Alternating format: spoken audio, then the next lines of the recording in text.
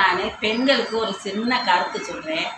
பெண் பிள்ளைகளை பெற்று வளர்த்தா மாத்திரம் போதாது, அதுகளை நம்ம பாதுகாப்பாகவும் வளர்க்கணும். இப்போ உள்ள சூழ்நிலையில் அதுகளை ரொம்ப கவனமாக நம்ம வளர்க்க வேண்டிய சூழ்நிலையில் வாழ்ந்துக்கிட்டு இருக்கிறோம். அதுபோக கல்யாணம் பண்ணி கொடுக்கும்போது வரதட்சணை அது இதுன்றெல்லாம் சொல்லி நம்ம பிள்ளைகளை கொடுத்து பிள்ளைகளோட வாழ்க்கையவே நம்ம அழிச்சிடுறோம். இப்போ கூட ஒரு 10 நாளைக்கு ஒரு வாரத்துக்கு முன்னாடியெல்லாம் அந்த மாதிரி நடந்துச்சு. எனக்கு மனசு வேதனையாக இருந்துச்சு.